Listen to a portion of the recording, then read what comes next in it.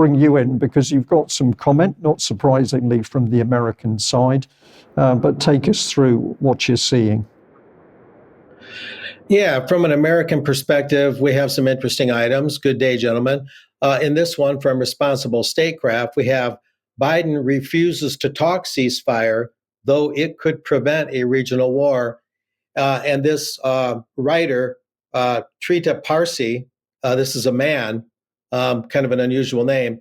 The subtitle is Strategic Malpractice for the White House to Give Israel Carte Blanche when he knows, that's Biden, it could drag the U.S. into a wider conflict.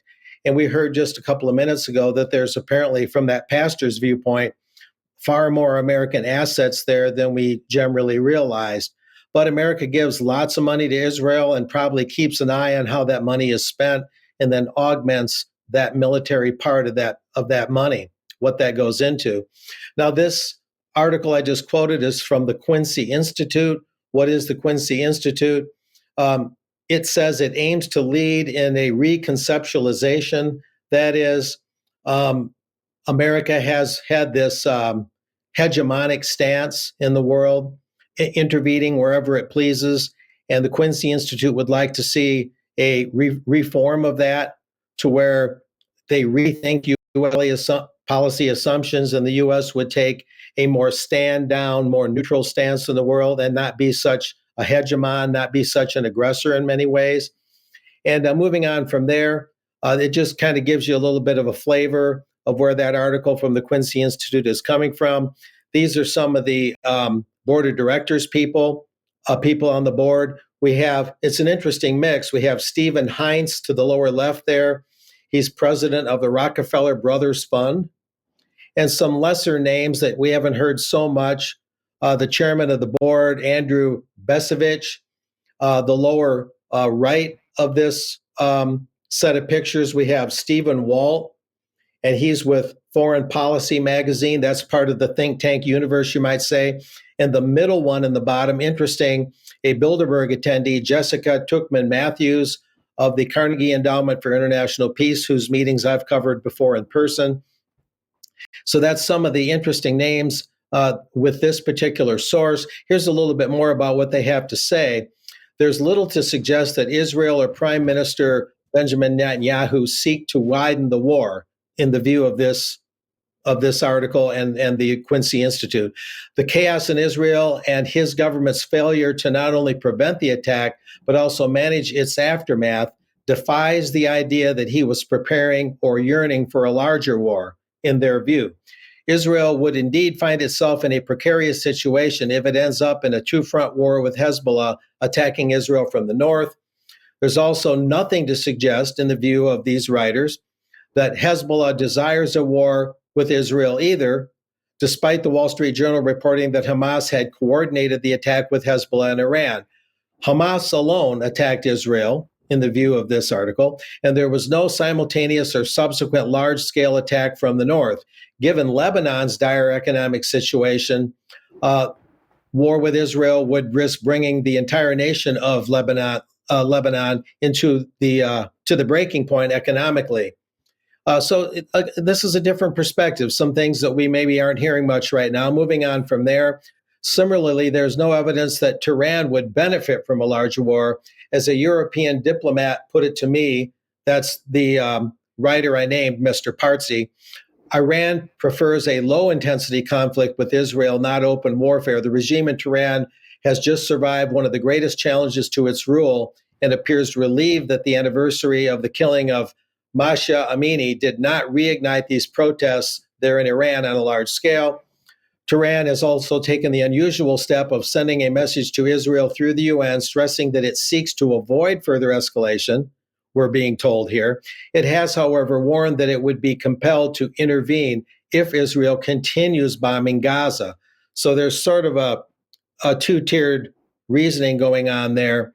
And finally, the Arab states in the region from Egypt to Syria to Saudi Arabia have nothing to gain and much to lose from a larger war. So this is an interesting perspective to take into account, and we'll move on from there. The White House is well aware of the escalation risks that are involved. At a meeting earlier this year between two senior American officials and a high-level rep of the Iranian government, one of the Americans warned Tehran that if it enriched uranium to 90% purity, the U.S. would strike Iran militarily. Without skipping a beat, the Iranian official responded that Iran would respond immediately by destroying 14 American bases in the region by raining tens of thousands of rockets on them. It is in this context that the Biden administration's refusal to call for de-escalation and a ceasefire in the current Israeli-Hamas situation, or to practically pressure Israel to exercise its right to defend itself within the confines of international law, is so problematic. It is not just the moral bankruptcy of the Biden White House to stand in the way of efforts to end the crisis. It is not the blatant disregard for human life shown by the White House when its spokespersons blast Democratic lawmakers advocating for a ceasefire and calls them repugnant. And moving on from there, as Ben Rhodes from the Obama White House put it in his podcast this past week, counseling, restraint, and calls to follow the laws of war are not to show a lack of regard for what Israel has gone through. On the contrary, it's kind of what I wish someone would have done for the United States after 9/11. But Biden is not only giving Israel bad advice, he's giving Israel bad advice that risks getting thousands of Americans killed in yet another senseless and preventable war in the Middle East. If Biden lacks the humanity to call for a ceasefire to prevent the killing of thousands of Palestinians, he should at least not abdicate his responsibility as president of the U.S. to keep Americans out of the killing zone. So this gives you a little bit of a flavor for what that think tank, the Quincy Institute, has to say. Readers can make up their mind, viewers can make up their mind in terms of what that contributes to the conversation. And from there, kind of exploring some other viewpoints and kind of winding up my segment here, the former Treasury official under Ronald Reagan, Paul Craig Roberts, he went a little more broadly, as UK Column tries to do. We look at these issues as broadly as possible and let our viewers make up their minds. He says, I do agree with readers that it seems a curious thing for Hamas to do as it has done and play into Israel's hands. I also agree there's something strange about the attack, and this echoes what David was talking about. How did drones and so many rockets allegedly from Iran, and some say Ukraine, get into the Gaza Strip in the first place, and how did the Hamas attackers get them into Israel, or get into Israel rather? How did the attackers get into Israel? The Hamas attack has something of 9/11's flavor.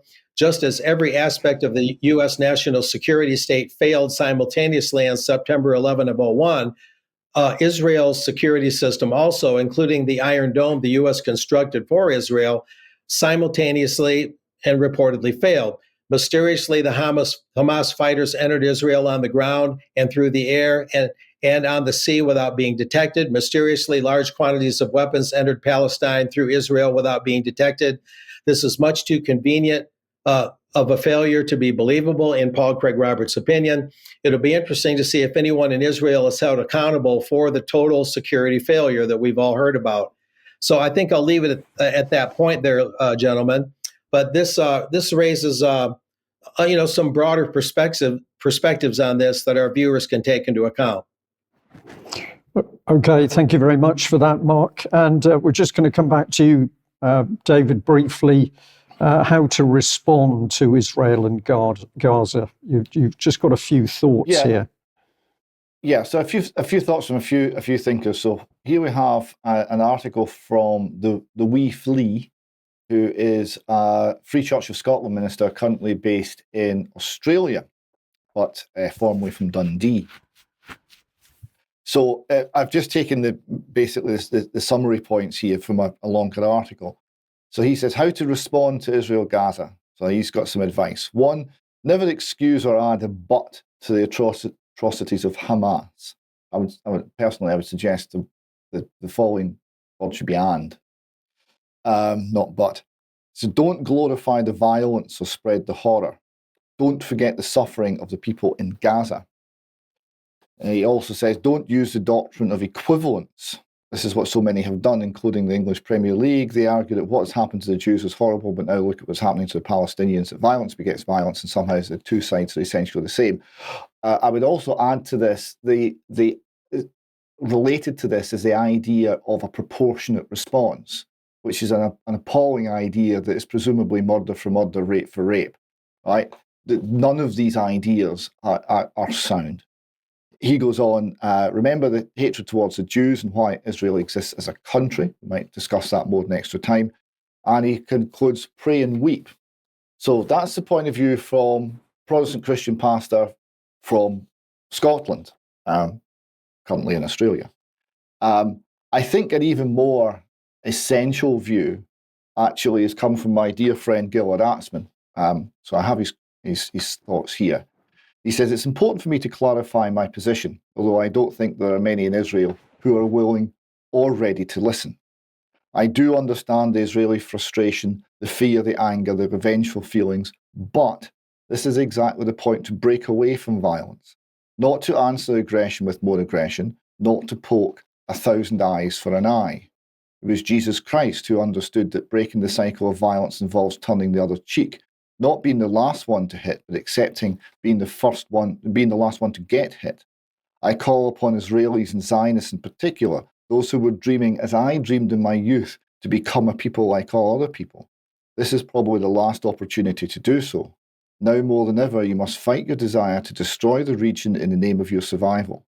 Now is the time to throw flowers on Gaza, Beirut and Damascus, beat your swords into plowshares.